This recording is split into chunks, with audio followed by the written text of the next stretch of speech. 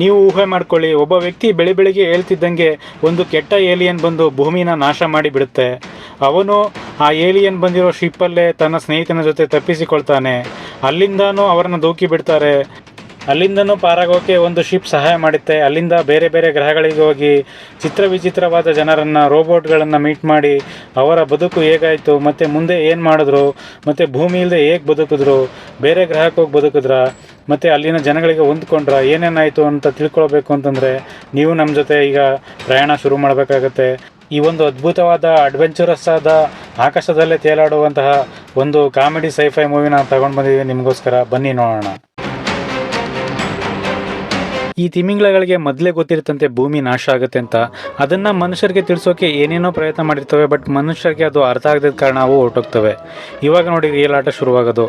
ಇಲ್ಲೇ ನಮ್ಮ hero Arthur dent ಇರೋದು. ಆಕಳಿಸ್ಕೊಂಡು ಎದೊಳ್ತಾ ಇದ್ದಾರೆ ನೋಡಿ, ಇವರೇ ನಮ್ಮ ಹೀರೋ. ಎಡವಟ್ಗಳನ್ನ ಮಾಡ್ಕೊಳ್ತಾ ಇರ್ತಾರೆ. ಇನ್ನೇನು ತಿಂಡಿ ರೆಡಿ ಮಾಡ್ಕೊಂಡು ತಿನ್ನೋಣ ಅನ್ನೋಷ್ಟರಲ್ಲಿ ಭೂಮಿ ಅಳ್ಗಾಡೋಕ್ಕೆ ಶುರು ಆಗುತ್ತೆ. ನೋಡಿದ್ರೆ ಇದು ಭೂಮಿ ನಾಶ ಆಗೋದು ಇವಾಗಲೇ ಅಂತ ಕೇಳಬೇಡಿ, ಇದು ಬೇರೆ ಕತೆ. ಮನೆ ಹೊಡೆಯೋಕ್ಕೋಸ್ಕರ ಗೌರ್ಮೆಂಟ್ ಆಫೀಸರ್ ಎಲ್ಲ ಬಂದಿರ್ತಾರೆ. ಯಾಕೆಂತಂದರೆ ಇವ್ರು ಮನೆ ಇರೋ ಜಾಗದಲ್ಲೇ ಹೈವೇ ಬರುತ್ತಂತೆ, ಅದಕ್ಕೆ ಮನೆ ಹೊಡೆಯಕ್ಕೆ ಬಂದಿರ್ತಾರೆ. ಇವರು ಅಡ್ಡಾಡ್ಲ ಮಾಡ್ಕೊಂಡು ತಡೆಯೋಕ್ಕೆ ನೋಡ್ತಾರೆ. ಬಟ್ ಆಫೀಸರ್ ಏನು ಮಾಡ್ತಾರೆ, ನಿಮಗೆ ಆಲ್ರೆಡಿ 1 ಮಂತ್ ಮುಂಚೆನೇ ನೋಟಿಸ್ ಕಳಿಸಿದ್ವಿ, ಅದರ ಕಾಪಿ ಇಲ್ಲಿದೆ, ನಿಮ್ದು ಏನೋ ನಡೆಯಲ್ಲ, ಇದ್ದೋಳಿ ಅಂತ ಹೇಳ್ತಾರೆ. ಸೊ ಇಲ್ಲೊಬ್ಬರು ತುಂಬ ಹುಮ್ಮಸ್ಸಲ್ಲಿ ಓಡ್ಕೊಂಬರ್ತಾ ಇದ್ದಾರೆ ನೋಡಿ ಏನೋ ಎತ್ಕೊಂಡು. ಇವರೇ ನಮ್ಮ ಆರ್ಥರ್ ಡೆಂಟ್ನ ಜೀವದ ಗೆಳೆಯ. ಇವ್ರ ಹೆಸರು ಫೋರ್ಡ್ ಅಂತ. ಸ್ನೇಹಿತನ ಹುಡ್ಕೊಂಡು ಮನೆ ಹತ್ರ ಹೋಗ್ತಾನೆ. ಬಟ್ ಆರ್ಥರ್ ಇಲ್ಲೇ ಇದೇನಂತ ಗೊತ್ತಾಗಿ ವಾಪಸ್ ಬರ್ತಾನೆ. ಆರ್ಥರ್ ನನಗೆ ಮನೆ ಹೊಡಿತಾ ಇದ್ದಾರೆ ಅಂತ ಹೇಳಿದಾಗ, ಹೌದಾ ಇದಕ್ಕಿಂತ ಇಂಪಾರ್ಟೆಂಟ್ ವಿಚಾರ ಐತೆ, ಬಾ ಕರ್ಕೊಂಡು ಹೋಗ್ತೀನಿ ಅಂದ್ಬಿಟ್ಟು ಆರ್ಥರ್ನ ಕರ್ಕೊಂಡು ಹೋಗ್ತಾನೆ. ಒಂದು ರೆಸ್ಟೋರೆಂಟ್ ಒಳಗಡೆ ಹೋಗ್ತಾರೆ. ಅಲ್ಲಿ ಫೋರ್ಡ್ ಹೇಳ್ತಾನೆ ಭೂಮಿ ನಾಶ ಆಗುತ್ತೆ ಅಂತ. ಆರ್ಥರ್ ಏನಿದು ಈ ಥರ ಹೇಳ್ತಿದ್ಯಾ ಅಂದಾಗ, ನಿನಗೆ ಗೊತ್ತಾಗಿಲ್ವ ನಾನು ಯಾರು ಅಂತ. ನೀನು ನನ್ನ ಮೊದಲನೇ ಬಾರಿ ಮೀಟ್ ಮಾಡಿದಾಗ ನಾನು ಒಂದು ವೇಗವಾಗಿ ಬರ್ತಿರೋ ಕಾರ್ಗೆ ಹ್ಯಾಂಡ್ ಶೇಕ್ ಕೊಡೋಕೆ ಹೋಗ್ತಿದ್ದೆ. ಆವಾಗ ನೀನು ನನ್ನ ಬಂದು ಕಾಪಾಡಿದೆ. ಅಷ್ಟರಲ್ಲೇ ಗೊತ್ತಾಗಿಲ್ವ ನಾನು ಯಾರು ಅಂತ. ನಾನೊಬ್ಬ ಏಲಿಯನ್, ಬೇರೆ ಗ್ರಹದಿಂದ ಬಂದಿರೋದು. ಇಲ್ಲಿ ಗ್ರಹದ ಬಗ್ಗೆ ನನಗೆ ಗೊತ್ತಿರಲಿಲ್ಲ, ಅದರಿಂದ ನಾನು ಆ ರೀತಿ ಮಾಡ್ತಾ ಇದ್ದೆ. ಅವತ್ತು ನೀನು ನನ್ನ ಜೀವನ ಕಾಪಾಡಿದ್ದೆ, ಇವತ್ತು ನಿನ್ನ ಜೀವನ ಕಾಪಾಡೋ ಸಮಯ ಬಂದಿದೆ ಅಂತ ಹೇಳ್ತಾನೆ.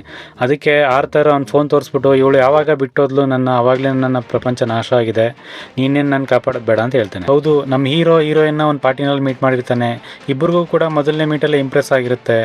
ನೆಕ್ಸ್ಟ್ ಮೀಟಲ್ಲಿ ಅವಳೇ ಕೂಡ ಪ್ರಪೋಸ್ ಮಾಡಿದ್ರು. ಇವನು ಏನೇನೋ ಇವಾಗಲ್ಲ ಅವಾಗಲ್ಲ ಅಂತ ಏನೋ ಹೇಳಿ ಎಡ್ವರ್ಟ್ ಮಾಡ್ಕೊಳ್ತಾನೆ. ಯಾಕಂದರೆ ಮೊದಲೇ ಎಡ್ವರ್ಟ್ ರಾಜ ಅಲ್ವಾ. ಇದನ್ನು ಉಪಯೋಗಿಸ್ಕೊಂಡಂತಹ ಶಿಪ್ಪಿಂದ ಬಂದಂತಹ ಒಬ್ಬ ಇವಳನ್ನ ಪಟಾಯಿಸ್ಕೊಂಡು ಹೋಗ್ತಾನೆ. ಅವನೇ ಈ ಪ್ರಪಂಚದ ಮುಖ್ಯಸ್ಥ ಝೋಫೋರ್ಡ್. ಅಷ್ಟಕ್ಕೆ ಫೋರ್ಡ್ಗೇನೋ ಮೆಸೇಜ್ ಬರುತ್ತೆ. ಹೊರಗಡೆ ಸೌಂಡ್ ಕೇಳಿ ಆರ್ಥರ್ ಓಡೋಗ್ತಾನೆ. ಝೋಫೋರ್ಡ್ ಪ್ರಪಂಚ ನಾಶ ಆಗೋದು ನಿಜ ಅಂತ ಎಲ್ಲರಿಗೂ ಹೇಳ್ಬಿಟ್ಟು ಅವನು ಹೊರಗಡೆ ಹೋಗ್ತಾನೆ. ಅಷ್ಟಕ್ಕೆ ಹೊರಗಡೆ ಹೋದ್ ನೋಡಿದ್ರೆ ಅವ್ನ ಮನೆಯನ್ನೆಲ್ಲ ಹೊಡೆದಾಕ್ಬಿಟ್ಟಿರ್ತಾರೆ. ಆರ್ಥರ್ ತುಂಬ ದುಃಖದಲ್ಲಿರ್ತಾನೆ. ಆವಾಗ ಎಲ್ಲರೂ ಕೂಡ ಆ ಕಡೆ ಈ ಕಡೆ ಚೆಲ್ಲಪಿಲ್ಲಿಯಾಗಿ ಓಡೋಕ್ಕೆ ಶುರು ಮಾಡ್ತಾರೆ. ಏನು ಅಂತ ನೋಡಿದ್ರೆ ಮೇಲ್ಗಡೆ ಒಂದು ದೊಡ್ಡ ಶಿಪ್ ಬಂದೇ ಬಿಡುತ್ತೆ. ಆ ಶಿಪ್ಪು ಬೃಹತ್ತಾಕಾರದಲ್ಲಿರುತ್ತೆ. ಮೇಲ್ಗಡೆಯಿಂದ ಶಿಪ್ಪಲ್ಲಿ ಒಬ್ಬರು ಮೈಕ್ ಎತ್ಕೊಂಡು ಅನೌನ್ಸ್ ಮಾಡೋಕ್ಕೆ ಶುರು ಮಾಡ್ತಾರೆ. ನಾನು ಪ್ರಪಂಚದ ಸಾರಿಗೆ ಸಚಿವ, ನಿಮ್ಮ ಭೂಮಿ ಇರುವ ಜಾಗದಲ್ಲೇ ರಾಕೆಟ್ ಆಗಲಿ ಸ್ಪೇಸ್ ಶಿಪ್ ಆಗಲಿ ಓಡಾಡೋಕ್ಕೆ ಹೈಪರ್ ಸ್ಪೇಸ್ ಹೈವೇ ಬರೋದು, ಅದರಿಂದ ನಿಮ್ಮ ಭೂಮಿನ ಡೆಮಾಲಿಷ್ ಮಾಡೋಕ್ಕೆ ಬಂದಿದ್ದೀವಿ ಅಂತ ಹೇಳುತ್ತೆ. ನಿಮಗೆ ಮುಂಚೆನೇ ತಿಳಿಸಿದ್ದು, ಅದರಿಂದ ಡೆಮಾಲಿಷ್ ಮಾಡೋಕ್ಕೆ ಬಂದಿದ್ದೀವಿ ಅಂದಾಗ ಜನರೆಲ್ಲ ಚೆಲ್ಲಾಪಿಲ್ಲಿಯಾಗಿ ಓಡೋಗೋಕ್ಕೆ ಶುರು ಮಾಡ್ತಾರೆ. ಕೆಲವೊಬ್ಬರು ಅಲ್ಲಲ್ಲೇ ಕೂತಿರ್ತಾರೆ. ಆ ಏಲಿಯನ್ ಡೆಮಾಲಿಷ್ ಮಾಡಿ ಅಂತ ಹೇಳೇ ಬಿಡುತ್ತೆ. ಇಲ್ಲಿ ಆರ್ಥರ್ನ ಫೋರ್ಡು ಯಾವುದೋ ಉಂಗುರದಿಂದ ಮಾಯ ಮಾಡಿ ಶಿಪ್ ಒಳಗಡೆ ತಗೊಂಡೋಗ್ತಾನೆ. ಅಷ್ಟಕ್ಕೆ ಈ ಬೃಹದಾಕಾರ ಶಿಪ್ ಥರ ಇರುವ ಲಕ್ಷಾಂತರ ಶಿಪ್ಗಳು ಭೂಮಿ ಸುತ್ತಕೊಂಡು ಭೂಮಿನ ಒಂದೇ ಸೆಕೆಂಡ್ಗೆ ನಾಶ ಮಾಡಾಕ್ತವೆ. ಇಲ್ಲಿಗೆ ಕೋಟ್ಯಾನುಕೋಟಿ ವರ್ಷಗಳಿಂದ ಕೋಟ್ಯಾನುಕೋಟಿ ಜೀವಿಗಳಿಗೆ ಜೀವ ಕೊಟ್ಟಂತಹ ಭೂಮಿ ನಾಶ ಆಗುತ್ತೆ. ಭೂಮಿಗೆ ಸಂಬಂಧಪಟ್ಟಂತಹ ಒಂದೇ ಒಂದು ಉಳಿದಿದೆ ಅಂದರೆ ಅದು ನಮ್ಮ ಹೀರೋ ಏನು ಮಾಡ್ತಾರೆ ಇವಾಗ. ಅವರಿಗೆ ಬೇರೆ ದಾರಿನೇ ಇಲ್ಲ ಅಂತಂದರೆ ಅವರಿಗೆ ದಾರಿ ತೋರ್ಸೋಕೆ ಈ ಬುಕ್ ಇರೋದು. ಅದೇ the hitchhiker guide to the galaxy. ಇದು ನಮ್ಮ ಸಿನಿಮಾ ಹೆಸರು ಕೂಡ ಹೌದು. ಈ ಬುಕ್ಕಲ್ಲಿ ಆಕಾಶದ ಬಗ್ಗೆ ಬರೆದಿರ್ತಾರೆ. ಆಕಾಶದಲ್ಲಿ ಏನು ಮಾಡಬೇಕು, ಯಾವ ರೀತಿ ಬದುಕಬೇಕು, ಮತ್ತು ಆಕಾಶದಲ್ಲಿ ಏನೇನು ಆಟಾಡ್ತಾರೆ ಅಂತೆಲ್ಲ ಬರೆದಿರುತ್ತೆ. ಬುಕ್ನ ಕೊನೆಯ ಪೇಜನಲ್ಲಿ ಡೋಂಟ್ ಪ್ಯಾನಿಕ್, ಹೆದರಬೇಡ ಅಂತ ದೊಡ್ಡದಾಗಿ ಬರೆದಿರುತ್ತೆ. ಬುಕ್ಕನ್ನೇ ನೋಡ್ತಾ ಇದ್ದಂಥ ಆರ್ಥರು, ನೀನು ಹೇಳಿದ ನಿಜ, ನೀನು ನಿಜವಾಗ್ಲೂ ಏಲಿಯನ್ನೇ ಅಂತ ಇವಾಗ ನಂಬಿಕೆ ಬರ್ತಾ ಇದೆ ಅಂತ ಹೇಳ್ತಾನೆ. ನೀನು ಭೂಮಿ ನಾಶ ಆಯಿತು ಅಂತ ಹೇಳ್ತೀಯ, ಹಾಗಾದರೆ ನಾವು ಇವಾಗ ಎಲ್ಲಿದ್ದೀವಿ, ಸ್ವರ್ಗದಲ್ಲೋ ನರಕದಲ್ಲೋ ಅಂತ ಕೇಳಿದಾಗ ಫೋರ್ಡ್ ಹೇಳ್ತಾನೆ, ಎರಡೂ ಅಲ್ಲ, ಭೂಮಿ ನಾಶ ಮಾಡೋಕ್ಕೆ ಬಂದಿತ್ತಲ್ಲ ಶಿಪ್ಪು, ಅದರಲ್ಲಿ ಒಂದಿಲ್ಲಿದ್ದೀವಿ ಅಂತ ಹೇಳ್ತಾನೆ. ಆವಾಗ ಬೇಜಾರಲ್ಲಿದ್ದಂತಹ ಆರ್ಥರ್ನ ಸಮಾಧಾನ ಮಾಡಿ ಫೋರ್ಡು ಕೋಣೆಯಿಂದ ಹೊರಗಡೆ ಹೋಗೋಕ್ಕೆ ಏನಾದ್ರು ಮಾಡ್ಬೋದಾ ಅಂತ ನೋಡ್ತಾ ಇರ್ತಾನೆ. ಅದರೊಳಗಡೆ ಆ ಓಗನ್ಸ್ಗಳ ಬಗ್ಗೆ ನೋಡ್ಕೋ ಬುಕ್ಕಲ್ಲಿ ಅಂತ ಹೇಳಿದಾಗ ಈ ಆರ್ಥರು ಓಗನ್ಸ್ಗಳ ಬಗ್ಗೆ ನೋಡೋಕ್ಕೆ ಶುರು ಮಾಡ್ತಾನೆ. ಈ ಓಗನ್ಸ್ಗಳು ಎಂಥವ್ರು ಅಂತಂದರೆ ಅವ್ರಿಗೆ ಮನಸ್ಸಾಕ್ಷಿ, ಕರುಣೆ ಇಲ್ಲದವರು. ಅವ್ರ ಮನೆಯಲ್ಲೇ ಒಂದು ಸಾವಾದರೂ ಕೂಡ ಮೇಲ್ಗಡೆಯಿಂದ ಆರ್ಡ್ರ್ ಬಂದು ಆ ಆರ್ಡ್ರು ಒಬ್ಬರ ಕಡೆಯಿಂದ ಒಬ್ಬರಿಗೆ ಪಾಸಾಗಿ ಕೊನೆಗೆ ಇವ್ರ ಕೈಗೆ ಬರೋ ತನಕ ಆ ಸತ್ತೋಗಿರೋರು ದೇಹನೇ ಇರಲ್ಲ. ಅದರಿಂದ ಇವರು ತುಂಬ ಡೇಂಜರ್ ಅಂದ್ಬಿಟ್ಟು ಆ ಬುಕ್ಕಲ್ಲಿ ಆಲ್ರೆಡಿ ಬರೆದ್ಬಿಟ್ಟಿರ್ತಾರೆ. ಅಷ್ಟಕ್ಕೆ CCTVನಲ್ಲಿ ಒಂದು ಹೋಗೋನ್ ಇವ್ರನ್ನ ನೋಡ್ಕೊಬಿಡುತ್ತೆ. ಜೋರಾಗಿ ಕೂಕ್ಕೊಳ್ಳೋಕೆ ಶುರು ಮಾಡ್ತಾರೆ ಅವರು. ಅದು ಅರ್ಥ ಆಗದೆ ಆರ್ಥರ್ ಏನದು ಅಂದ್ಬಿಟ್ಟು ಒದ್ದಾಡ್ತಾ ಇರ್ತಾನೆ. ಆವಾಗ ಒಂದು ಮೀನನ್ನು ತಂದು ಫೋರ್ಡ್ ಇವನು ಕಿವಿ ಒಳಗಡೆ ಬಿಡ್ತಾನೆ. ಈ ಮೀನೇನು ಮಾಡುತ್ತೆ ಅಂತಂದರೆ ಯಾವುದೇ ಭಾಷೆನಾಗಲಿ ಮನುಷ್ಯನಿಗೆ ಅರ್ಥ ಆಗೋ ರೀತಿ ಟ್ರಾನ್ಸ್ಲೇಟ್ ಮಾಡಿ ಮನುಷ್ಯನಿಗೆ ಕೇಳಿಸುತ್ತಂತೆ. ಅಷ್ಟಕ್ಕೆ ಈ ಹೋಗೋನ್ ಬಂದು ಇವರಿಬ್ಬರನ್ನ ಹಿಡ್ಕೊಂಡೋಗಿ ಅವರ ಮುಖ್ಯಸ್ಥನ ಹತ್ರ ಕಟ್ಟಾಕುತ್ತೆ. ಇಲ್ಲಿ ನೋಡಿ ಆ ನಳ್ಳಿನ ಕುಟ್ಟಿ ಸಾಯಿಸ್ತಾ ಇದ್ದಾರಲ್ಲ, ಇವರೇ ಓಗೋನ್ಸ್ಗಳ ಭಯಂಕರವಾದ ಮುಖ್ಯಸ್ಥ. ಈ ಮೈಕ್ನ ನೋಡಿ ಯಾವ ರೀತಿ ಸೆಟಪ್ ಮಾಡ್ಕೊಂಡಿದ್ದಾರೆ. ಈ ಓಗೋನ್ಸ್ಗಳ ಒಂದು ಕೆಟ್ಟ ಶಿಕ್ಷೆ ಅಂತಂದರೆ ಕೆಟ್ಟದಾಗಿ ಕವಿತೆ ಹೇಳಿ ಮುಂದ್ಗಡೆ ಇರೋ ತಲೆ ಕೀಳಿಸಿ ಅವ್ರನ್ನ ಸಾಯಿಸೋದು. ಇಲ್ಲಿ ನೋಡಿ ಆಲ್ರೆಡಿ ನಮ್ಮ ಫೋರ್ಡ್ ಕೆಲ ಅದನ್ನು ತಡ್ಕೊಳಕ್ಕಾಗ್ತಾ ಇಲ್ಲ. ಆಲ್ರೆಡಿ ಒಬ್ಬರು ಸತ್ತು ಸ್ಕೆಲಿಟನ್ ಆಗ್ಬಿಟ್ಟಿದ್ದಾರೆ. ಸೊ ಇದನ್ನೆಲ್ಲ ನೋಡಿದಂಥ ಆರ್ಥರು ಇವ್ರ ಕವಿತೆ ಚೆನ್ನಾಗಿದೆ ಅಂತ ಹೇಳಿದ್ರೆ ನಮ್ಮನ್ನ ಬಿಟ್ಬಿಡ್ತಾರೆ ಅಂದ್ಕೊಂಡು ನಿಮ್ಮ ಕವಿತೆ ಚೆನ್ನಾಗಿದೆ ಅಂತ ಹೇಳ್ಬಿಡ್ತಾನೆ. ಆದರೆ ನಾನು ಮೊದಲೇ ಹೇಳ್ದಂಗೆ ಈ ಓಗೋನ್ಸ್ಗಳಿಗೆ ಮನಸ್ಸಾಕ್ಷಿ ಕರುಣೆ ಏನೋದು ಇರೋದಿಲ್ಲ. ಅದರಿಂದ ಈ ಕೋಣೆಗೆ ಹಾಕಿ ಅವರಿಬ್ಬರನ್ನು ಶಿಪ್ಪಿಂದ ಹೊರಗಡೆ ದಬ್ಬಿಡ್ತಾರೆ. ಶಿಪ್ಪಿಂದ ಹೊರಗಡೆ ಹಾಕಿ ಆಕಾಶಕ್ಕೆ ಬಂದಮೇಲೆ ಮನುಷ್ಯ ಆ ವೆದರಲ್ಲಿ 30 ಸೆಕೆಂಡ್ ಮಾತ್ರ ಇರೋಕ್ಕೆ ಸಾಧ್ಯ ಅಂತೆ. ಅದರೊಳಗಡೆ ಯಾರು ಬಂದು ಕಾಪಾಡಿದ್ರೆ ಕಾಪಾಡ್ದಂಗೆ. ಎಷ್ಟೋ ಕೋಟಿಗೆ ಒಂದ್ಸರಿ ಬಂದು ಕಾಪಾಡ್ತಾರಂತೆ. ಆ ಥರ ಇವಾಗ ಆಗಿದೆ ನೋಡಿ. ಇವರಿಬ್ಬರನ್ನ ಈ ಶಿಪ್ ಬಂದು ಕಾಪಾಡುತ್ತೆ. ಈ 2 ಸೋಫಾಗಳಿದಾವಲ್ಲ, ಇದೇ ನಮ್ಮ ಆರ್ಥರ್ ಮತ್ತು ಫೋರ್ಡು. ಇಲ್ಲಿದ್ದಾರಲ್ಲ ಈ ಸುಂದರವಾದ ಹುಡುಗಿನ ಎಲ್ಲ ನೋಡಿದ್ದೀವಿ ಅನ್ಕೋತಾ ಇದ್ದೀರಾ? ಹೌದು, ಇವರೇ ನಮ್ಮ ಹೀರೋಯಿನ್ನು. ಈ ಜೋಫೋರ್ಡ್ ಏನಿದ್ದಾನೆ, ಭೂಮಿ ನಾಶ ಆಗೋಕ್ಕೆ ಮುಂಚೆ ಶಿಪ್ಪಲ್ಲಿ ಅವಳನ್ನ ಮೊದಲೇ ಕರ್ಕೊಂಡ್ಬಿಟ್ಟಿರ್ತಾನೆ. ಈ ವಿಚಾರ ತಿಳಿದಂತಹ ಟ್ರಿಲಿಯನ್ ಏನು ಮಾಡ್ತಾಳೆ, ಜಫೋರ್ಡ್ ಹತ್ರ ಬಂದು ಶಿಪ್ಪು ಯಾರನ್ನೋ ಇಬ್ಬರನ್ನ ಕರ್ಕೊಂಡ್ಬಿಟ್ಟಿದ್ದ ಒಳಗಡೆ ಅಂತ ಹೇಳಿದಾಗ ಅವನು ಗಮನಿಸ್ಬಿಟ್ಟು ಅವ್ರನ್ನ ಕರ್ಕೊಬರಕ್ಕೆ ಹೋಗ್ತಾನೆ. ಅದಕ್ಕೆ ಅವನ್ನ ಸ್ಟಾಪ್ ಮಾಡಿ ಇವಳು ಒಂದು ರೋಬೋಟ್ನ ಕರೀತಾಳೆ. ಇದೇ ನಮ್ಮ ಮುಖ್ಯ ಪಾತ್ರಧಾರಿ ಮಾರ್ವಿನ್. ಈ ಫಿಲಮಲ್ಲಿ ಮಾರ್ವಿನ್ನ ಹೋಗು ಅವ್ರನ್ನ ಕರ್ಕೊಬಂದು ಕಳಿಸ್ತಾಳೆ. ಅಷ್ಟಕ್ಕೆ ಈ ಹೆಡ್ ಕ್ವಾರ್ಟರ್ಸಲ್ಲಿ ಒಂದು ಮೆಸೇಜ್ ಬರುತ್ತೆ. ಯಾರೋ ಫೋನ್ ಮಾಡಿ ನಮ್ಮ ಹತ್ರ ಕದ್ದಂಥ ಶಿಪ್ಪು ಮತ್ತು ಪ್ರಪಂಚದ ಮುಖ್ಯಸ್ಥ ಇಬ್ಬರು ಕೂಡ ಹತ್ತಿರದಲ್ಲಿದ್ದಾರೆ ಅಂತ ಹೇಳಿದಾಗ ಅವರು ಒಂದು ಲೆಟರ್ಗೆ ಸೈನ್ ಹಾಕಿ ಒಂದು ಪಡೆಯನ್ನು ಅವ್ರನ್ನ ಹಿಡಿಯೋಕ್ಕೆ ಕಳಿಸ್ತಾರೆ. ಅಷ್ಟಕ್ಕೆ ಮಾರ್ವಿನ್ ಇವರಿಬ್ಬರನ್ನು ಕರ್ಕೊಂಡೋಗುತ್ತೆ. ಟ್ರಿಲಿಯನ್ನು ಆರ್ಥರ್ ಡೆಂಟ್ನ CCTVಲೇ ಗಮನಿಸ್ತಾಳೆ. ಜಾಫೋರ್ಡ್ ಇವರಿಬ್ಬರನ್ನು ತಡೆದು ಯಾರೋ ನೀವು ಅಂತ ಕೇಳ್ತಾ ಇರ್ತಾನೆ. ಟವಲ್ ಹಿಂದ್ಗಡೆ ಉಸ್ಕೊಂಡಿದಾರಲ್ಲ ಅವರು ಫೋರ್ಡು ಇವ್ರಿಗೆ ಆಲ್ರೆಡಿ ಫ್ರೆಂಡ್ ಆಗಿರ್ತಾರೆ. ಇಬ್ಬರು ಕೂಡ ನೋಡಿದ ತಕ್ಷಣ ಓ ನೀನಾ ಅಂತ ಮಾತಾಡೋಕ್ಕೆ ಶುರು ಮಾಡ್ತಾರೆ. ಇದನ್ನು ಗಮನಿಸ್ತಿದ್ದಂಥ ಆರ್ಥರು ಓ ಇವರಿಬ್ಬರು ಆಲ್ರೆಡಿ ಫ್ರೆಂಡಾ ಅಂತ ಕನ್ಫ್ಯೂಸಲ್ಲಿ ಇರ್ತಾನೆ. ಅವನಿಗೆ ಪರಿಚಯ ಕೂಡ ಮಾಡಿಸ್ತಾನೆ. ಆ ಕಡೆಯಿಂದ ಬ್ಯೂಟಿಫುಲ್ ಆಗಿರೋ ಟ್ರಿಲಿನ್ ಹಾಯ್ ಹಾರ್ತಾರ್ ಅಂತಾಳೆ. ಇವನು ದಂಗಾಗಿ ಹೋಗ್ತಾನೆ, ಇವಳು ಹೆಂಗೆ ಬಂದ್ಲು ಇಲ್ಲಿಗೆ ಅಂತ. ಅವಳು ಕೇಳ್ತಾಳೆ ನೀನು ಹೆಂಗೆ ಬಂದೆ ಅಂತ. ಇವನು ಹೇಗೇಗೋ ಆಗಿ ಇಲ್ಲಿ ಬಂದು ತಗಲಾಕೊಂಡಿದ್ದೀನಿ ಅಂತ ಹೇಳ್ತಾನೆ. ಅಷ್ಟಕ್ಕೆ ಈ ಜಾಫೋರ್ಡ್ ಬಂದು ಅವರಿಬ್ಬರ ಮಧ್ಯೆ ಇಂಟರ್ಫಿಯರ್ ಆಗ್ತಾನೆ. ಆವಾಗ ಆರ್ಥರ್ಗೆ ಸ್ವಲ್ಪ ಕೋಪ ಬರುತ್ತೆ. ಇಬ್ಬರು ಕೂಡ ಕಿತ್ತಾಡ್ತಾ ಇರ್ತಾರೆ. ಅಷ್ಟಕ್ಕೆ ಆ ಜಾಫೋರ್ಡ್ನ 2ನೇ ಮುಖ ಎತ್ಕೊಳ್ಳುತ್ತೆ. ಆರ್ಥರ್ ಗಾಬರಿಯಾಗಿ ಅವನ ಜೊತೆ ಕಿತ್ತಾಡ್ತಿರ್ತಾನೆ. ಆವಾಗ ಫೋರ್ಡ್ ಬಂದು ಜಗಳ ನಿಲ್ಲಿಸ್ತಾನೆ. ಆರ್ಥರ್ಗೆ ಸ್ವಲ್ಪ ಏಟಾಗಿರುತ್ತೆ. ಅಷ್ಟಕ್ಕೆ ಸೈರನ್ನು ಜೋರಾಗಿ ಹೊಡ್ಕೊಳಕ್ಕೆ ಶುರು ಆಗುತ್ತೆ. ಎಲ್ಲರೂ ಏನು ಅಂತ ಆ ಕಡೆ ನೋಡ್ತಿರ್ಬೇಕಾರೆ ಅಲ್ಲಿ ಓಗೋನ್ಸ್ಗಳು ಇವ್ರನ್ನ ಹುಡ್ಕೊಂಡು ಬಂದೇ ಬಿಟ್ಟಿರ್ತಾರೆ. ಆವಾಗ ಇವರು ತಪ್ಪಿಸ್ಕೊಳ್ಳೋಕ್ಕೆ ಏನೇನೋ ಪ್ರಯತ್ನ ಮಾಡ್ತಾರೆ. ಆ ಓಗೋನ್ಸ್ಗಳಿಂದ ಒಂದು ಮೆಸೇಜ್ ಬರುತ್ತೆ. ನೀವು ಕದ್ದಿರುವಂಥ ಶಿಪ್ನ ಮತ್ತು ಪ್ರಪಂಚದ ಮುಖ್ಯಸ್ಥರನ್ನ ನನಗೆ ಒಪ್ಪಿಸಿ ಶರಣಾಗಿ, ಇಲ್ಲ ನಾವೇ ಹಿಡಿದ್ರೆ ನಿಮ್ಮನ್ನ ಹಿಡಿದು ಜೈಲಿಗೆ ಹಾಕ್ತೀವಿ ಅಂತ ಹೇಳ್ತಾರೆ. ಅಷ್ಟಕ್ಕೆ ಜಾಫೋರ್ಡ್ನ 2ನೇ ತಲೆ ಎದ್ದು ಏನು ಮಾಡುತ್ತೆ, ತಪ್ಪಿಸ್ಕೊಳ್ಳಿ ಅಂತ ಜೋರಾಗಿ ಕೂತ್ಕೊಂಡು ಬಟನ್ನ ಪ್ರೆಸ್ ಮಾಡಿಬಿಡುತ್ತೆ. ಆವಾಗ ಶಿಪ್ಪು ಅಲ್ಲಿಂದ ಆಹಾರ ಹೋಗುತ್ತೆ. ಈ ಓಗೋನ್ಸ್ಗಳು ಅವ್ರಿಗೆ ಆ ಜಾಗದಲ್ಲಿ ಆರೋಗ್ಯ ಪರ್ಮಿಷನ್ ಇದೆಯಾ ನೋಡಿ ಅಂತ ಹೇಳ್ತಾರೆ. ಇಲ್ಲ ಅಂತ ಹೇಳಿದಾಗ ಅವ್ರನ್ನ ಹಿಡಿಯೋಕ್ಕೆ ಒಂದು ಲೆಟರ್ಗೆ ಸೈನ್ ಮಾಡ್ತಾರೆ. ತಿರ್ಗಾ ತಪ್ಪಿಸ್ಕೊಂಡು ಅಂತ ಇವರಿಬ್ಬರು ರಿಲ್ಯಾಕ್ಸ್ ಮಾಡ್ತಾ ಇರ್ತಾರೆ, ಏನೋ ಮಾತಾಡ್ತಾ ಇರ್ತಾರೆ ಇಂಪಾರ್ಟೆಂಟ್ ವಿಚಾರ. ಅಲ್ಲಿ ಆರ್ಥರ್ ಟ್ರಿಲಿಯನ್ ಜೊತೆ ಮಾತಾಡ್ತಾ ಇರ್ತಾನೆ. ಆರ್ಥರು ಆಸೆಯಿಂದ ಕಾಫಿ ಕುಡಿಯೋಣ ಅಂತ ಇಟ್ಕೊಂಡು ಕಾಫಿ ಕುಡಿತಾನೆ. ಅದು ಕಾಫಿ ಎಲ್ಲ ಅಂತ ಟ್ರಿಲಿಯನ್ಗೆ ಆಲ್ರೆಡಿ ಗೊತ್ತಿರುತ್ತೆ. ಅವಳು ನಗ್ತಾ ಇರ್ತಾಳೆ. ಅವನು ಶಾಕ್ ಆಗ್ತಾನೆ. ಈ ಸ್ಪೇಸ್ ಶಿಪ್ಪಲ್ಲಿ ಎಲ್ಲ ವಿಚಿತ್ರ ಅಂದ್ಬಿಟ್ಟು ಟ್ರಿಲಿಯನ್ನು ಒಂದು ಟೋಸ್ಟ್ ಮಾಡೋಕ್ಕೆ ಚಾಕ್ನ ತೋರಿಸ್ತಾ ಇರ್ತಾಳೆ. ಸೊ ಇದೆಲ್ಲ ಒಂಥರ ವಿಚಿತ್ರವಾಗಿರ್ತದೆ ಆರ್ಥರ್ಗೆ. ಈ ಬ್ಯಾಗಿಂದ ತಪ್ಪಿಸ್ಕೊಂಡು ಹೋಗ್ತಾ ಇದ್ದಾವಲ್ಲ ಈ ಇಲಿಗಳು, ಇವು ಕೂಡ ಮುಖ್ಯ ಪಾತ್ರಧಾರಿ ಈ ಮೂವಿನಲ್ಲಿ. ಈ ಫೋರ್ಡ್ ಜೊತೆ ಒಂದು ಇಂಪಾರ್ಟೆಂಟ್ ವಿಚಾರ ಮಾತಾಡ್ತಿದ್ನಲ್ಲ, ಅದ್ರ ಬಗ್ಗೆ ಈ ಕ್ಯೂಬಿಕ್ ಮೆಮೊರಿ ಡಿವೈಸಲ್ಲಿ ಒಂದು ಇಂಪಾರ್ಟೆಂಟ್ ವಿಡಿಯೋ ಇದೆ ನೋಡಿ ಅಂದ್ಬಿಟ್ಟು ಎಲ್ಲರನ್ನೂ ಕರೆದು ತೋರಿಸ್ತಾನೆ.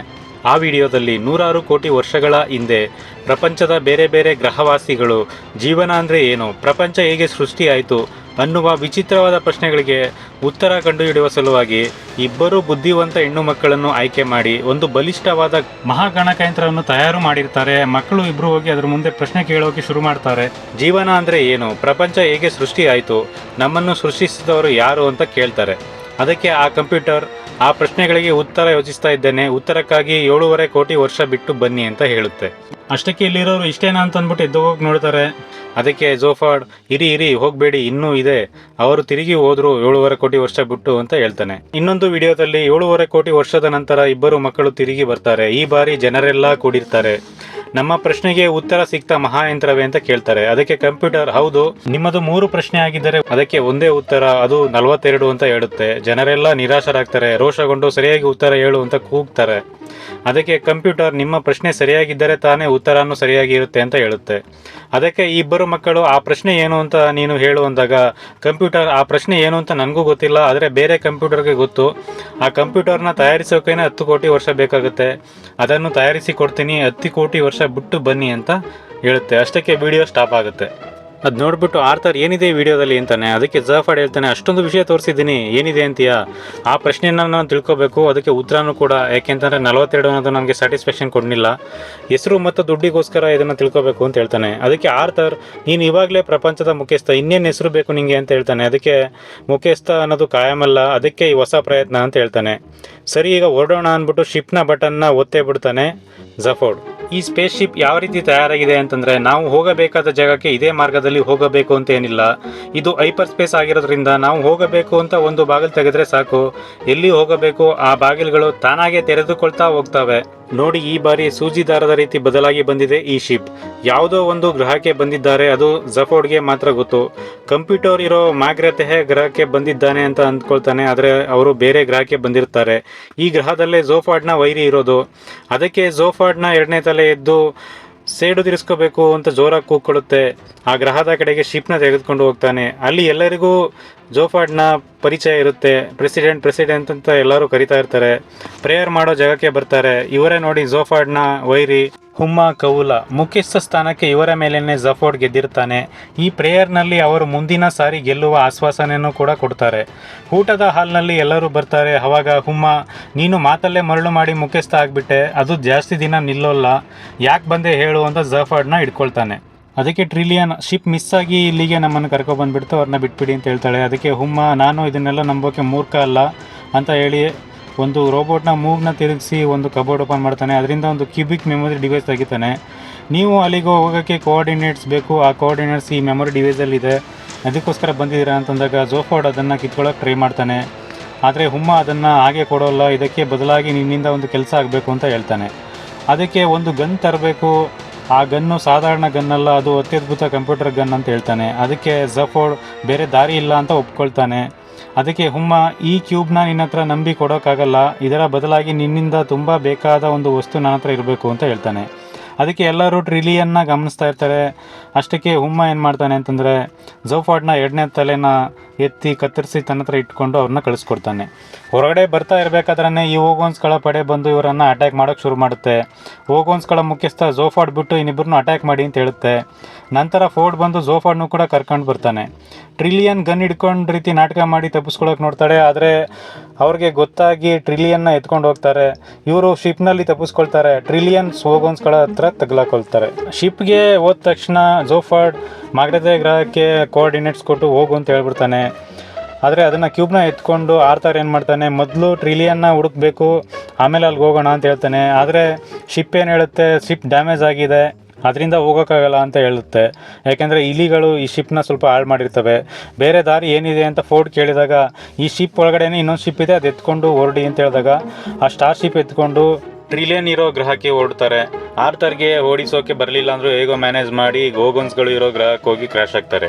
ಈ ಬಾರಿ ಫೋರ್ಡ್ ಒಂದು ಮಿಷಿನ್ ತಂದಿರ್ತಾನೆ, ಅದು ಜ್ಯೂಸ್ ಮಾಡೋ ಮಿಷಿನ್. ಅದನ್ನು ಜಫೋರ್ಡ್ ತಲೆಗೆ ಇಟ್ಟು ಜ್ಯೂಸ್ ಮಾಡಿದ್ರೆ ಅವನು ಹೇಳ್ದಂಗೆ ಕೇಳ್ತಾನಂತೆ. ಸೊ ನೋಡಿ, ಇವಾಗ ಹೇಳ್ದಂಗೆ ಕೇಳ್ತಾ ಇದ್ದಾನೆ. ಇಲ್ಲಿ ಓಗೋನ್ಸ್ಗಳು ಟ್ರಿಲಿಯನ್ನ ಹಿಡ್ಕೊಂಡು ಹೋಗ್ತಿರ್ತಾರೆ. ಇಲ್ಲಿ ನಡ್ಕೊಂಡು ಹೋಗಬೇಕಾದ್ರೆ ಏನೋ ಒಂದು ಬಂದು ಆರ್ಥರ್ ಮುಖಕ್ಕೆ ಹೊಡೆಯುತ್ತೆ. ಏನು ಅಂತ ನೋಡಿದರೆ ಮಯ ಆಗಿರುತ್ತೆ. ಅವರಿಗೆ ಕೇಳ್ತಾನೆ, ಅವರು ಏನು ನೋಡಿಲ್ಲ, ನೀನ್ನ ಭ್ರಮೆ ಅಂತಂತಾರೆ. ಮತ್ತೆ ಆರ್ಥರ್ನ ಅಟ್ಯಾಕ್ ಮಾಡ್ತಾ ಇರುತ್ತೆ. ಇವರು ನಂಬೋಲ್ಲ. ಯಾವಾಗ ಅವರಿಗೂ ಹೊಡೆಯಕ್ಕೆ ಶುರು ಮಾಡುತ್ತೆ, ನಂಬ್ತಾರೆ. ಆದರೂ ಫೋರ್ಡ್ ಹಿಡಿದುಕೊಂಡು ಅದನ್ನು ಅದು ತಪ್ಪಿಸ್ಕೊಂಡು ತಿರ್ಗಾ ಹೊಡೆಯೋಕ್ಕೆ ಶುರು ಮಾಡುತ್ತೆ. ಎಲ್ಲರೂ ಕಿತ್ಕೊಂಡು ಓಡೋಕ್ಕೆ ಶುರು ಮಾಡ್ತಾರೆ. ಹೇಗೋ ಬಿಲ್ಡಿಂಗ್ ಹತ್ರ ಬರ್ತಾರೆ, ಒಳಗಡೆ ನುಗ್ತಾರೆ. ಅಲ್ಲಿ ಒಂದು ಹೋಗೋನ್, ಬನ್ನಿ ನಿಮ್ಮ ರೋಬೋಟ್ ರಿಪೇರಿ ಮಾಡಬೇಕಂತ ಕೇಳುತ್ತೆ. ಇಲ್ಲಿ ಟ್ರಿಲಿಯನ್ನ ವಿಚಾರಿಸ್ತಾ ಇರ್ತಾರೆ, ನಿನ್ನ ಬಗ್ಗೆ ಯಾವುದೇ ವಿವರ ಕಂಪ್ಯೂಟರ್ನಲ್ಲಿ ಇಲ್ಲ, ನೀನು ಯಾರು ಅಂತ ಕೇಳಿದಾಗ ನನ್ನ ನಿಜವಾದ ಹೆಸರು ಟ್ರಿಲಿಯಾ ಮೆಕ್ಮಿಲ್ನಸ್, ಭೂಮಿಗೆ ಸೇರಿದವಳು ಅಂತ ಹೇಳ್ತಾಳೆ. ಓ, ನೀ ಹೇಳೋ ಜಾಗದಲ್ಲಿ ಯಾವ ಗ್ರಹನೂ ಇಲ್ಲ ಅಂತ ಹೇಳುತ್ತೆ. ಅದಕ್ಕೆ ನೀವು ಸರಿಯಾಗಿ ನೋಡಿ, ಮಿಲ್ಕಿ ವೇನಲ್ಲಿ ಸೆಕ್ಟರ್ ZZ9 ನೋಡಿ ಅಂತ ಹೇಳ್ತಾಳೆ. ಅದಕ್ಕೆ ಅದಾ, ಆ ಭೂಮಿನ ನಾಶ ಮಾಡಾಯಿತು ಅಂತ ಹೇಳ್ತಾರೆ. ಅದರ ವಿಡಿಯೋನೂ ಕೂಡ ತೋರಿಸುತ್ತೆ. ಅದಕ್ಕೆ ಟ್ರಿಲಿಯನ್, ನಮ್ಮ ಗ್ರಹನ ಅಳಿಸೋಕೆ ಯಾರು ಆರ್ಡ್ರ್ ಮಾಡಿದ್ದು ಅಂತ ಕೇಳಿದಾಗ ಅದಕ್ಕೆ ಇಲ್ಲಿ ಜೋಫಾರ್ಡ್ನ ತೋರಿಸ್ತಾ ಇರ್ತಾರೆ. ಮಾರ್ವಿನ್ನ ಒಂದು ಕೈಗಿತ್ಕೊಂಡು ಅದನ್ನು ಶಿಪ್ ರೆಡಿ ಮಾಡೋಕ್ಕೆ ಅದನ್ನು ವಾಪಸ್ ಶಿಪ್ ಹತ್ರ ಕಳಿಸಿರ್ತಾರೆ. ಇಲ್ಲಿ ಟ್ರಿಲಿಯನ್ನ ಬಿಡಿಸೋಕೆ ರಿಕ್ವೆಸ್ಟ್ ಲೆಟ್ರ್ ಕೊಡೋಕ್ಕೆ ಇಲ್ಲಿಗೆ ಬಂದಿದ್ದಾರೆ. ಇಲ್ಲಿ ತುಂಬ ಕ್ಯೂ ಇರೋದರಿಂದ ಝಫೋರ್ಡ್ ನಾನು ಪ್ರಪಂಚದ ಮುಖ್ಯಸ್ಥ ದಾರಿ ಬಿಡಿ ಅಂತ ಮುಂದೆ ಹೊರಟೋಗ್ತಾರೆ. ಆ ಕೌಂಟರ್ ಹತ್ರ ಬಂದು ಒಂದು ಕೈದಿನ ಬಿಡುಗಡೆ ಮಾಡೋಕ್ಕೆ ಬಂದಿದ್ದೀವಿ ಅಂತ ಕೇಳ್ತಾನೆ ಆರ್ಥರ್. ಅದಕ್ಕೆ ಹೋಗೋನ್ ಆ ಫಾರ್ಮ್ ಫಿಲ್ ಮಾಡಿಕೊಡಿ ಅಂತ ಕೇಳಿದಾಗ ಅವನು ಫಾರ್ಮ್ ಫಿಲ್ ಮಾಡೋಕ್ಕೆ ಹೋಗ್ತಾನೆ. ಇಲ್ಲಿ ಟ್ರಿಲಿಯನ್ ಝೋಫೋರ್ಡ್ ಆರ್ಡ್ರ್ ಮಾಡಿದ್ದ ಭೂಮಿ ನಾಶ ಮಾಡೋಕ್ಕೆ ನಾನು ನಂಬೋಲ್ಲ ಅಂತ ಹೇಳ್ತಾಳೆ. ಅದಕ್ಕೆ ಅವನೇ ಸೈನ್ ಮಾಡಿರೋ ಫಾರ್ಮ್ನ ತೋರಿಸ್ತಾರೆ. ಆವಾಗ ಅವಳು ನಂಬ್ತಾಳೆ. ಮುಖ್ಯಸ್ಥರನ್ನು ಅಪಹರಿಸಿದ್ದಕ್ಕೆ ನಿನಗೆ ಶಿಕ್ಷೆ ಅಂತ ಹೇಳುತ್ತೆ. ಕ್ರೂರ ಪ್ರಾಣಿಗಳಿಂದ ಕಚ್ಚಿಸಿ ಸಾಯಿಸೋಕೆ ಹೇಳಿಬಿಡ್ತಾರೆ. ಅವಳನ್ನು ಎಳೆದುಕೊಂಡು ಶಿಕ್ಷೆ ಕೊಡೋಕೆ ರೂಮ್ಗೆ ಕರ್ಕೊಂಡು ಹೋಗ್ತಾರೆ. ಇಲ್ಲಿ ಇವರು ಫಾರ್ಮ್ ಫಿಲ್ ಮಾಡೋಕ್ಕೆ ಗೊತ್ತಿಲ್ಲದೆ ಒದ್ದಾಡ್ತಾ ಇರ್ತಾರೆ. ಟ್ರಿಲಿಯನ್ನ ಮೃಗಕ್ಕೆ ಕೊಟ್ಬಿಡ್ತಿದ್ದಾರೆ. ಇವರು ಏನು ಹೇಳಿ ಕಾಪಾಡ್ತಾರೆ ನೋಡೋಣ ಅಂತಂದರೆ, ಈ ಹೋಗೋನ್ ಇವಳ ಪ್ರಪಂಚದ ಮುಖ್ಯಸ್ಥರನ್ನೇ ಕಿಡ್ನ್ಯಾಪ್ ಮಾಡಿದ್ದಾಳೆ, ಇವಳಿಗೆ ಆಲ್ರೆಡಿ ಶಿಕ್ಷೆ ಆಯಿತು ಅಂದಾಗ ಅದಕ್ಕೆ ಆರ್ಥರ್ ಇಲ್ಲ ನಿಲ್ಲಿಸಿ, ಪ್ರಪಂಚದ ಮುಖ್ಯಸ್ಥರು ನಮ್ಮ ಜೊತೆನೇ ಇದ್ದಾರೆ ನೋಡಿ, ಇಲ್ಲಿ ಆ ಫೋಟೋ ನೋಡಿ ಕನ್ಫರ್ಮ್ ಮಾಡ್ಕೊಳ್ಳಿ, ಅವ್ರಿಗೆ ಶಿಕ್ಷೆ ನಿಲ್ಲಿಸಿ ಅಂತಂದಾಗ ಅದಕ್ಕೆ ಹೋಗೋನ್ ಹೇಳುತ್ತೆ, ಹೌದಾ, ಆದರೆ ನೀವು ತಪ್ಪಾದ ಫಾರ್ಮ್ ಫಿಲ್ ಮಾಡ್ಕೊ ಬಂದಿದ್ದೀರಾ ಅಂತ ಹೇಳುತ್ತೆ. ಅದಕ್ಕೆ ಇವರು ತಲೆ ಚಚ್ಕೊಂಡು ಹೋಗಿ ಬೇರೆ ಫಾರ್ಮ್ ಇಟ್ಕೊಂಡು ಅದನ್ನು ಫಿಲ್ ಮಾಡಿ ತಂದುಕೊಡ್ತಾರೆ. ಟ್ರಿಲಿಯನ್ನ ಕಾಪಾಡ್ತಾರೆ. ಇಲ್ಲಿ ರಿಲೀಸ್ಗಾಗಿ ಕಾಯ್ತಾ ಇದ್ದಾರೆ. ಟ್ರಿಲಿಯನ್ನ ಬಿಸಾಕ್ಬಿಡ್ತಾರೆ. ಝಫೋರ್ಡ್ ಬಾ ಟ್ರಿಲಿಯನ್ ಅಂತಂದಾಗ ಅವನ ಕಪಾಳಕ್ಕೆ ಹೋಗಿ ಬಾರಿಸ್ತಾಳೆ. ಭೂಮಿ ಇಳಿಸೋಕೆ ನೀನೇ ಆರ್ಡ್ರ್ ಮಾಡಿದ್ದ ಅಂತಾಳೆ. ಅದಕ್ಕೆ ಹೌದಾ, ನನಗೆ ಗೊತ್ತಿಲ್ಲ, ಆ ಪತ್ರ ಓದೋಕ್ಕೆ ಸಮಯ ಇಲ್ಲದೆ ಸಹಿ ಹಾಕಿದ್ದೀನಿ ಅಂತ ಹೇಳ್ತಾನೆ. ಅದಕ್ಕೆ ಟ್ರಿಲಿಯನ್ ಏನು ಆಟೋಗ್ರಾಫ್ ಹಾಕೋ ಥರ ಹಾಕಿ ನಮ್ಮ ಭೂಮಿನೇ ನಾಶ ಮಾಡಿದ್ಯಾ, ದೊಡ್ಡ ಮೂರ್ಖ ನೀನು ಅಂತ ಹೇಳ್ತಾಳೆ. ಅದಕ್ಕೆ ಆರ್ಥರ್ ಸುಮ್ಮನಿರು, ಸಮಾಧಾನ ಮಾಡ್ಕೋ ಅಂತ ಹೇಳ್ತಾನೆ. ಅದಕ್ಕೆ ಟ್ರಿಲಿಯನ್ ಅವ್ನು ಮಾಡಿರೋ ಕೆಲಸಕ್ಕೆ ಸುಮ್ಮನಿರು ಅಂತೀಯ ಅಂತ ಆರ್ಥರ್ ಮೇಲೂ ಕೋಪ ಮಾಡ್ಕೊಳ್ತಾಳೆ. ಈ ಮೊಕ್ಕ ಕೊಡಿಯೋದಂತೂ ಆರ್ಥರ್ನ ಬಿಡ್ತಾನೆ ಇಲ್ಲ ನೋಡಿ. ಇವರು ಹೋಗೋದ್ರೊಳಗಡೆ ಮಾರ್ವಿನ್ ಹೇಗೋ ಶಿಪ್ನ ರೆಡಿ ಮಾಡಿರುತ್ತೆ. ಇವರು ಆ ಶಿಪ್ನ ಎತ್ಕೊಂಡು ಹೊರಡ್ತಾರೆ. ಓಗೋನ್ಸ್ಗಳು ನೋಡ್ತಾ ಇರ್ತಾರೆ. ಇವಳು ಅಂದ್ಕೊಳ್ತಾಳೆ ಓಗೋನ್ಸ್ಗಳು ಹೋಗಿ ಅವ್ರನ್ನ ಹಿಡಿತಾರೆ ಅಂತ. ಆದರೆ ಅಷ್ಟಕ್ಕೆ ಸೈರನ್ ಶಬ್ದ ಆಗೋದ್ರಿಂದ ಎಲ್ಲರೂ ಓಗೋನ್ಸ್ಗಳು 1 ಗಂಟೆ ಲಂಚ್ ಬ್ರೇಕ್ ತಗೊಳ್ಳಿ ಅಂತ ಹೇಳ್ಬಿಡುತ್ತೆ ಮುಖ್ಯಸ್ಥ. ಅದಕ್ಕೆ ಎಲ್ಲರೂ ಹೊರಟೋಗ್ತಾರೆ. ಇವಳಿಗೆ ತಲೆ ಕೆಟ್ಟೋಗುತ್ತೆ. ಇಲ್ಲಿ ಆರ್ಥರ್ ಬಂದು ಸಮಾಧಾನ ಮಾಡೋಕ್ಕೆ ನೋಡ್ತಾನೆ. ಇವತ್ತು ನೀನು ನನಗೆ ಪ್ರಪೋಸ್ ಮಾಡಿದಾಗ ನಾನು ಸರಿ ಅಂತ ಹೇಳಿ ಇಬ್ಬರು ಭೂಮಿನಲ್ಲೇ ಇದ್ದಿದ್ರೆ ನಾವು ಇವತ್ತು ಬದುಕಿರ್ತಿರ್ನಿಲ್ಲ. ಪುನಃ ನಾವಿಬ್ಬರು ಒಂದಾಗೋಕ್ಕೆ ವಿಧಿ ನಮ್ಮ ಜೀವನದಲ್ಲಿ ಈ ಥರ ಆಟ ಆಡ್ತಿದೆ ಅನಿಸುತ್ತೆ ಅಂತ ಹೇಳ್ತಾನೆ. ಹೇಳ್ಬಿಟ್ಟು ಹೊರಟೋಗ್ತಾನೆ. ಅದಕ್ಕೆ ಟ್ರಿಲಿಯನ್ ಇಂಪ್ರೆಸ್ ಆದ್ಲು ಅಂತ ಅನಿಸುತ್ತೆ. ಇಲ್ಲಿ ಇಲಿಗಳು ಸುಮಾರು ಕಡೆ ಇರ್ತವೆ. ಅದಕ್ಕೆ ಒಂದು ಕಾರಣ ಇದೆ, ಕೊನೆಯಲ್ಲಿ ಗೊತ್ತಾಗುತ್ತೆ. ಈ ಇಲಿಗಳೇ ಶಿಪ್ನ ಮಾಗ್ರತೆ ಗ್ರಹಕ್ಕೆ ಹೋಗೋಕೆ ಸೆಟ್ ಮಾಡಿ ಬಿಡ್ತವೆ ನೋಡಿ. ಶಿಪ್ ಈ ಬಾರಿ ಒಂದು ಹೂವಿನ ರೀತಿ ಬದಲಾಗಿ ಒಂದು ಗ್ರಹದ ಹತ್ತಿರ ಬರುತ್ತೆ. ಫೋರ್ಡ್ ಜ್ಯೂಸ್ ಮಾಡಿ ಝೋಫೋರ್ಡ್ನ ಸಮಾಧಾನ ಮಾಡ್ತಿರ್ತಾನೆ. ಮಾಗ್ರತೆಯ ಗ್ರಹಕ್ಕೆ ಬಂದುಬಿಡ್ತಾರೆ. ಒಂದು ವಿಡಿಯೋ ಪ್ಲೇ ಆಗಿ ಮಾಗ್ರತೆಯ ಗ್ರಹಕ್ಕೆ ಅನುಮತಿ ಇಲ್ಲದೆ ಬರುವಾಗಿಲ್ಲ, ವಾಪಸ್ ಹೋಗಿ ಅಂತ ಹೇಳುತ್ತೆ. ಇವರು ಹೇಳಿದ್ರು ಕೇಳದೆ ಗ್ರಹಕ್ಕೆ ಇಳಿಯೋಕೆ ನೋಡ್ತಾರೆ. ಅದಕ್ಕೆ ಗ್ರಹದವರು ಆ ಕಡೆಯಿಂದ ಶಿಪ್ನ ಅಟ್ಯಾಕ್ ಮಾಡೋಕ್ಕೆ 2 ನ್ಯೂಕ್ಲಿಯರ್ ಮಿಸೈಲ್ನ ಬಿಡ್ತಾರೆ. ಸೊ ತಪ್ಪಿಸಿಕೊಳ್ಳೋಕ್ಕೆ ಶಿಪ್ನ ಕಂಪ್ಯೂಟರ್ನ ಕೇಳ್ತಾರೆ. ಅದಕ್ಕೆ ಶಿಪ್ ನನ್ನ ಕೈಲಿ ಆಗಿದಷ್ಟು ಮಾಡಿದ್ದೀನಿ, ಮುಂದಕ್ಕೆ ನೀವೇ ನೋಡ್ಕೊಳ್ಳಿ ಅಂತೇಳಿ ಮ್ಯಾನ್ಯುವಲ್ ಹ್ಯಾಂಡಲ್ನ ಹೊರಗಡೆ ಬಿಟ್ಬಿಡುತ್ತೆ. ಅದನ್ನು ಹಿಡ್ಕೊಂಡು ಝಫೋರ್ಡ್ ಏನೇನೋ ಟ್ರೈ ಮಾಡ್ತಾನೆ, ಆದರೆ ಆಗೋದಿಲ್ಲ. ಆರ್ಥರ್ ಶಿಪ್ ಬಟನ್ನ ಪ್ರೆಸ್ ಮಾಡೋಕ್ಕೆ ಹೋಗ್ತಾನೆ. ಟ್ರಿಲಿಯನ್ ಝಫೋರ್ಡ್ ಬೇಡ ಅಂದರೂ ಕೇಳದೆ ಬಟನ್ನ ಒತ್ತಿ ಬಿಡ್ತಾನೆ. ಆಗ ಎಲ್ರಿಗೂ ಭಯ ಆಗಿರುತ್ತೆ ಏನಾಗುತ್ತೆ ಅಂತ, ಆದರೆ ಏನೂ ಆಗಿರೋದಿಲ್ಲ. ಆ ಜಾಗದಲ್ಲೇ ಇರ್ತಾರೆ. ಆದರೆ ಮಿಸೈಲ್ ಹೂ ರೀತಿ ಆಗಿಬಿಟ್ಟಿರುತ್ತೆ. ಅದಕ್ಕೆ ಶಿಪ್ ಹೇಳುತ್ತೆ, ಈ ರೀತಿ ಆಗೋದು ಎಷ್ಟೋ ಕೋಟಿಗೆ ಒಂದು ಸಾರಿ, ನಿಮಗೆ ಆಗಿದೆ, ಅದ್ಭುತ, ನಿಮಗೆ ಅದೃಷ್ಟ ಇದೆ ಅಂತ ಹೇಳುತ್ತೆ. ಮಾಗ್ರತೆಯ ಗ್ರಹಕ್ಕೆ ಬಂದು ಇಳಿತಾರೆ. ಅಲ್ಲಿ 3 ಪೋರ್ಟಲ್ಗಳು ಇರ್ತವೆ. ಅದು ಬೇರೆ ಬೇರೆ ಜಾಗಕ್ಕೆ ಹೋಗೋ ಮಾರ್ಗವಾಗಿರ್ತವೆ ಮತ್ತು ಬಾಗಿಲುಗಳ ಥರ ಇರ್ತವೆ. ಯಾವುದರ ಒಳಗೆ ಹೋಗೋದು ಅಂತ ಎಲ್ಲರೂ ನೋಡ್ತಿರ್ತಾರೆ. ಆದರೆ ಒಂದು ಪೋರ್ಟಲ್ ಓಪನ್ ಆಗುತ್ತೆ, ಹೋಗೋಣ ಅಂತಾನೆ ಝಫೋರ್ಡ್. ಆದರೆ ಎಲ್ಲರೂ ಒಪ್ಪಿದ್ರು ಕೂಡ ಆರ್ಥರ್ ಒಪ್ಪೋದಿಲ್ಲ. ನಿನ್ನ ನಂಬಿ ಅಲ್ಲಿಗೆ ಬರೋಕ್ಕಾಗಲ್ಲ ಅಂತ ಹೇಳ್ತಾನೆ. ಆದರೆ ಟ್ರಿಲಿಯನ್ ಒಳಗೆ ನುಗ್ಗಿ ಬಿಡ್ತಾಳೆ. ಎಲ್ಲರೂ ಒಬ್ಬೊಬ್ಬರಾಗಿ ಹೋಗ್ತಾರೆ. ಆರ್ಥರ್ ಯೋಚನೆ ಮಾಡಿ ಒಳಗಡೆ ಹೋಗೋಷ್ಟರಲ್ಲಿ ಪೋರ್ಟಲ್ ಕ್ಲೋಸ್ ಆಗಿಬಿಡುತ್ತೆ. ಇಲ್ಲೇ ಬೀಳ್ತಾನೆ. ಇವರು 3 ಜನ ಸೂಪರ್ ಕಂಪ್ಯೂಟರ್ ಇರೋ ಜಾಗಕ್ಕೆ ಬರ್ತಾರೆ. ಆದರೆ ಆರ್ಥರ್ ಮಾರ್ವಿನ್ ಇಲ್ಲೇ ಕೂತ್ಕೊಂಡು ಮಾತಾಡ್ತಿರ್ಬೇಕಾದ್ರೆ ಒಬ್ಬರು ಬಂದು ಆರ್ಥರ್ನ ಮುಟ್ತಾರೆ. ಆರ್ಥರ್ ಎದುರ್ಕೊಂಡು ಓಡೋಗ್ತಾನೆ. ಭಯಪಡಬೇಡ, ಬನ್ನಿ ಹೋಗೋಣ, ಲೇಟ್ ಆಗಿದೆ ಅಂತ ಹೇಳ್ತಾನೆ. ಅದಕ್ಕೆ ಆರ್ಥರ್ ಏನಕ್ಕೆ ಲೇಟ್ ಆಗಿದೆ ಅಂತ ಹೇಳ್ತಾನೆ. ಅದಕ್ಕೆ ಇವರು ಹೇಳ್ತಾರೆ, ನಿಮ್ಮ ಫ್ರೆಂಡ್ಗೆ ಏನೂ ಆಗಿಲ್ಲ, ಯೋಚನೆ ಮಾಡಬೇಡಿ, ನನ್ನ ಜೊತೆ ಬನ್ನಿ ಅಂತ ಹೇಳ್ತಾರೆ. ಅದಕ್ಕೆ ಆರ್ಥರ್ ಬೇರೆ ದಾರಿ ಇಲ್ಲದೇನೆ ನಿಮ್ಮ ಹೆಸರೇನು ಅಂತ ಕೇಳಿ ಅವ್ರ ಜೊತೆ ಹೋಗ್ತಾನೆ. ಅವರು ನನ್ನ ಹೆಸರು ಸ್ಲಾರ್ಟ್ ಬಾರ್ಟ್ ಫಾಸ್ಟ್ ಅಂತ ಹೇಳ್ತಾನೆ. ಆರ್ಥರ್ ಆಶ್ಚರ್ಯದಿಂದನೇ ಹೋಗ್ತಾನೆ. ಅವರಿಬ್ಬರು ಒಂದು ಪೋರ್ಟಲ್ನ ಓಪನ್ ಮಾಡಿ ಹೋಗ್ತಾರೆ. ಮಾರ್ವಿನ್ ಒಂಟಿ ಆಗುತ್ತೆ. ಇವರು ಯಾವುದೋ ಒಂದು ಜಾಗಕ್ಕೆ ಕರ್ಕೊಂಡು ಬರ್ತಾರೆ. ಇಲ್ಲಿ ಇವರು ನಾವೇ ಗ್ರಹಗಳನ್ನು ತಯಾರು ಮಾಡ್ತೀವಿ ಅಂತ ಹೇಳ್ತಾರೆ. ಇಲ್ಲಿ ನೋಡಿ ಬೇರೆ ಬೇರೆ ರೀತಿಯ ಗ್ರಹಗಳನ್ನು ಮಾಡಿದ್ದೀವಿ ಅಂತ ತೋರಿಸ್ತಿದ್ದಾರೆ. ಅದಕ್ಕೆ ಅವರು ಸರಿ ಬಿಡು, ನಿನಗೊಂದು ತೋರಿಸಬೇಕು, ನನ್ನ ಜೊತೆ ಬಾ, ಅದು ನಿನ್ನ ಭೂಮಿಯ ಬಗ್ಗೆ ಅಂತ ಅಂದಾಗ ಆರ್ಥರ್ ಅದನ್ನು ನಾಶ ಮಾಡಿಬಿಟ್ರಲ್ಲ, ಇನ್ನೇನು ಉಳಿದಿದೆ ಮಾತಾಡೋಕ್ಕೆ ಅಂತ ಹೇಳ್ತಾನೆ. ಹೌದಾ, ಸರಿ ಬಾ, ನಿನಗೊಂದು ಆಶ್ಚರ್ಯ ಕಾದಿದೆ ಅಂತಂದ್ಬಿಟ್ಟು ಆ ಟ್ರಾಲಿನಲ್ಲಿ ಕರ್ಕೊಂಡು ಹೋಗ್ತಾನೆ. ಇದು ತುಂಬ ವೇಗವಾಗಿ ಹೋಗುತ್ತೆ, ಗಟ್ಟಿಯಾಗಿ ಹಿಡ್ಕೋ ಆರ್ಥರ್ ಅಂತ ಹೇಳಿ ಆ ಟ್ರಾಲಿನ ವೇಗ ಮಾಡ್ತಾನೆ. ಅದು ತುಂಬ ವೇಗವಾಗಿ ಹೋಗೋಕ್ಕೆ ಶುರು ಆಗುತ್ತೆ. ಆ ಕೋಣೆಯಿಂದ ಹೊರಗಡೆ ಹೋಗ್ತಿದ್ದಂಗೆ ಆಶ್ಚರ್ಯ ಕಾದಿರುತ್ತೆ. ಅಲ್ಲಿ ಏನೇನೋ ಇರುತ್ತೆ, ಪ್ಲ್ಯಾನೆಟ್ಗಳು ಏನೇನೋ ತಯಾರು ಮಾಡ್ತಾ ಇರ್ತಾರೆ. ಒಂಥರ ದೊಡ್ಡ ಫ್ಯಾಕ್ಟ್ರಿ ಥರ ಕಾಣಿಸುತ್ತೆ. ಇಲ್ಲಿ ಆರ್ಥರ್ಗೆ ಏನು ಹೇಳೋದು ಅಂತ ಗೊತ್ತಾಗಲ್ಲ. ಕೊನೆಗೆ ಆ ಕಡೆ ಈ ಕಡೆ ನೋಡಿ ಅವನಿಗೊಂಥರ ದಂಗಾದಂಗೆ ಆಗುತ್ತೆ. ಅದಕ್ಕೆ ಸ್ಲಾಟ್ ಬರ್ಡ್ ಫಾಸ್ಟ್ ಹೇಳ್ತಾನೆ, ವೆಲ್ಕಮ್ ಟು ಅವರ್ ಫ್ಯಾಕ್ಟ್ರಿ ಅಂತ ಹೇಳ್ತಾನೆ. ವಾಪಸ್ ಇಲ್ಲಿಗೆ ಬಂದರೆ ಝಫೋರ್ಡ್, ಟ್ರಿಲಿಯನ್, ಫೋರ್ಡ್ 3 ಜನನು ಕಂಪ್ಯೂಟರ್ ಹತ್ರ ಬರ್ತಾರೆ.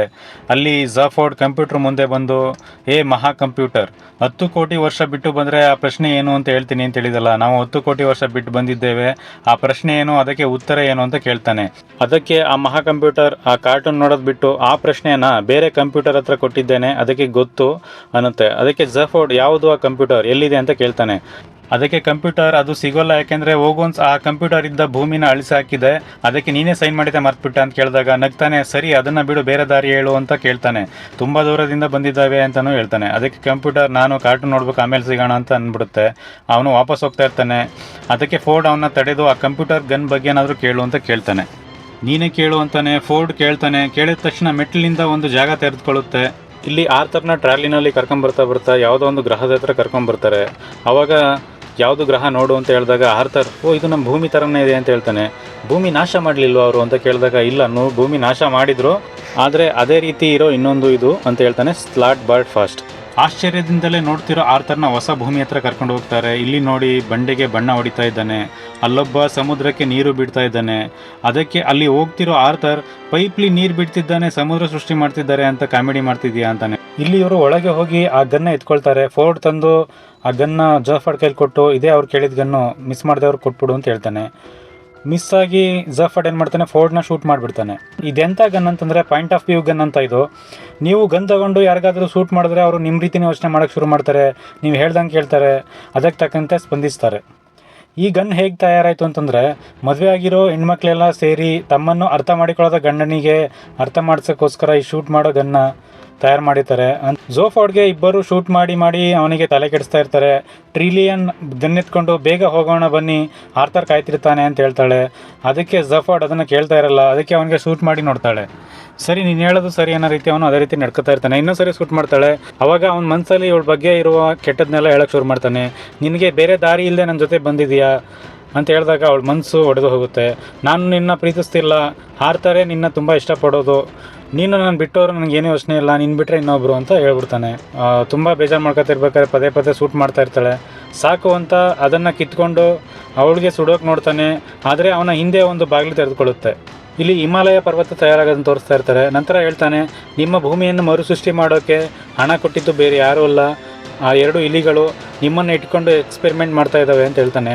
ಅದಕ್ಕೆ ಆರ್ಥರ್, ಹೌದಾ, ನಾವು ತಾನೇ ಅದನ್ನು ಇಟ್ಕೊಂಡು ಎಕ್ಸ್ಪೆರಿಮೆಂಟ್ ಮಾಡ್ತಿರೋದು ಇಲಿಗಳನ್ನ ಅಂತಂದಾಗ, ನೀವು ಹಾಗೆ ಅಂದ್ಕೊಂಡಿದ್ದೀರಾ, ಇಲಿಗಳೇ ನಿಮ್ಮನ್ನು ಇಟ್ಕೊಂಡು ಎಕ್ಸ್ಪೆರಿಮೆಂಟ್ ಮಾಡ್ತಿದ್ದಾವೆ ಅಂತ ಹೇಳ್ತಾನೆ. ಆರ್ಥರ್ ಅದಕ್ಕೆ ಹೇಳ್ತಾನೆ, ಚಿಕ್ಕ ವಯಸ್ಸಿಂದನೂ ನನಗೊಂದು ಕಾಡ್ತಾ ಇತ್ತು, ನಮಗಿಂತ ಒಂದು ದೊಡ್ಡ ಶಕ್ತಿ ಪ್ರಪಂಚದಲ್ಲಿ ಇದೆ ಅಂತ ಹೇಳ್ತಾನೆ.